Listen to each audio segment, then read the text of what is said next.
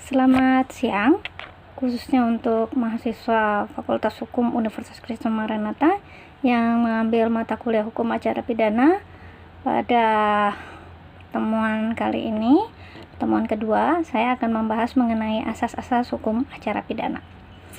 Di dalam penjelasannya di Undang-Undang Nomor 8 Tahun 1981 yang mengatur mengenai Kitab Undang-Undang Hukum Acara Pidana, diatur secara tegas asas-asas yang mengatur perlindungan terhadap keseluruhan harkat dan martabat manusia. Sehingga sebagaimana bentuk hukum publik lainnya, patut dijelaskan di sini bahwa hukum acara pidana termasuk adalah hukum yang juga mengatur mengenai masalah asas-asas di dalam hukum acara pidana. Asas-asas tersebut memang tidak secara spesifik disebutkan satu persatu asasnya, tetapi sebagai bagian daripada hukum positif, aturan yang baik tetap harus mempunyai roh. Roh yang kita maksud di sini adalah asas-asas di dalam hukum acara pidana itu sendiri. Adapun asas-asas tersebut adalah antara lain: satu, asas perlakuan yang sama di atas muka hukum, yang artinya adalah orang yang dihadapkan di dalam hukum tidak dibeda-bedakan siapa kedudukannya, apa kedudukannya di dalam masyarakat sosial, sehingga perbedaan-perbedaan atau diskriminasi-diskriminasi berdasarkan warna kulit, kedudukan sosial itu tidak diperkenankan di dalam hukum acara pidana. Sehingga asas yang pertama adalah asas perlakuan yang sama atas diri setiap orang di muka hukum. Kemudian ada pula asas penangkapan, penahanan, penggeledahan, dan penyitaan hanya dilakukan berdasarkan perintah tertulis oleh pejabat yang berwenang. Artinya, pada bagian ini yang patut kita perhatikan adalah tidak boleh ada suatu penangkapan apapun yang dalam berupa pemaksaan kepada seseorang, sehingga di dalam hal ini asas yang kedua menekankan bahwa setiap ada proses penyidikan, setiap ada proses yang di dalam prosedural hukum acara pidana, dapat dikatakan bahwa hanya boleh dilakukan perbuatan-perbuatan tadi dengan adanya perintah tertulis. Ini adalah sebagai bagian atau sebagai akibat di mana hukum acara kita mendahulukan asas lex serta juga, sehingga setiap perbuatan-perbuatan yang dilakukan oleh penegak hukum harus dipertanggungjawabkan secara tertulis. Kemudian, setiap orang yang disangka, ditangkap, ditahan, atau dituntut diwajibkan dianggap tidak bersalah sampai adanya putusan pengadilan atau yang kita kenal sebagai asas presumption of innocence. Apa perbedaannya dengan yang di muka? Kalau yang di muka tadi, kita mengedepankan mengenai perintah tertulis. Setiap lembaga yang mengusahakan adanya suatu perbuatan hukum, baik itu penangkapan, baik itu penggeledahan, baik itu penahanan.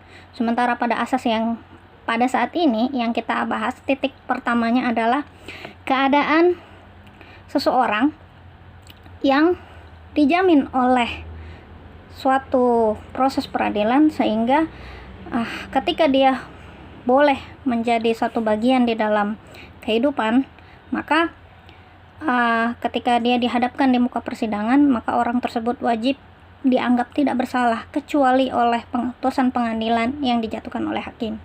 Yang keempat, kepada seseorang yang ditangkap, ditahan, atau dituntut atau diadili tanpa yang alasan benar sehingga menderita kerugian, maka wajib hukumnya untuk diberikan satu penggantian. Maka di sini dijelaskan bahwa tidak boleh terjadinya asas kesewenang-wenangan, karena berdasarkan sejarah sebelumnya dapat dikatakan bahwa terdapat masa-masa di mana penegak-penegak hukum sebagai aparatur negara sangat kuat melakukan suatu ekses terhadap kewenangan, sehingga di dalam hal ini perlu ada satu undang-undang yang fungsinya adalah untuk mengatasi ekses tersebut, yaitu dengan memberikan satu asas yang disebut dengan asas pembatasan. Sehingga dengan asas pembatasan ini, orang yang ditangkap, ditahan, atau dituntut tanpa alasan yang mendasar atau tanpa berdasarkan undang-undang, wajib diberikan ganti kerugian oleh siapa? Oleh negara. Karena dalam hal ini negara menjalankan kekuasaannya menyebabkan kerugian kepada masyarakat, sehingga masyarakat boleh meminta ganti kerugian.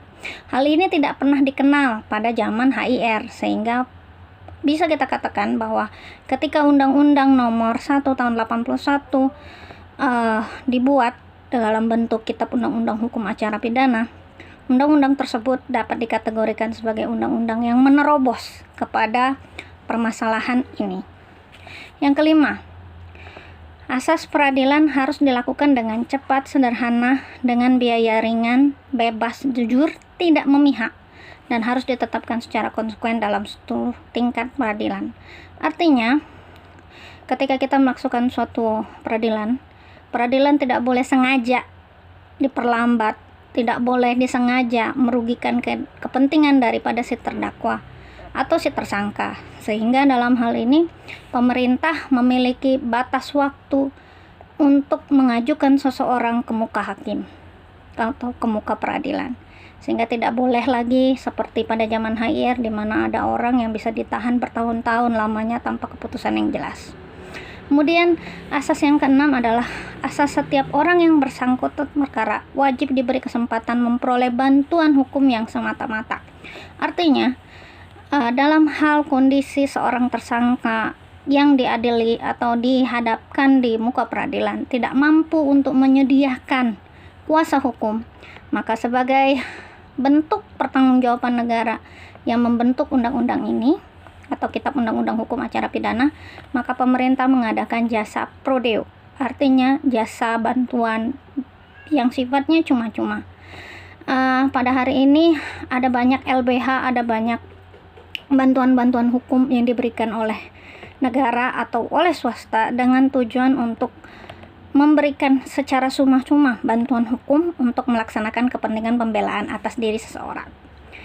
Yang berikutnya, yang ketujuh, kepada seseorang tersangka sejak dilakukan penangkapan dan atau penahanan, selain wajib diberitahukan dakwaan dan dasar hukum apa yang didakwakan kepadanya, juga wajib diberitahukan haknya itu, termasuk juga untuk menghubungi dan meminta bantuan penasihat hukum. Sedikit memutar tadi kepada HIR, bisa saya katakan bahwa dulu pada zaman HIR, karena pemikiran dari pemerintah kolonial Belanda adalah untuk menyelesaikan setiap perkara secara cepat meskipun pada prakteknya tidak terjadi, maka sering sekali hak-hak tersangka itu terlanggar ketika dia masuk ke dalam penjara, karena waktu itu sebutannya adalah penjara. Sehingga ada hak, termasuk juga hak untuk menghubungi dan meminta bantuan penasihat hukum, merupakan hak yang paling terlanggar. Demikian penjelasan yang dapat saya berikan hari ini mengenai asas-asas berikut. Pada penjelasannya, tugas pada hari ini yang akan saya dapat lakukan ada di dalam LKM. Sekian dan terima kasih.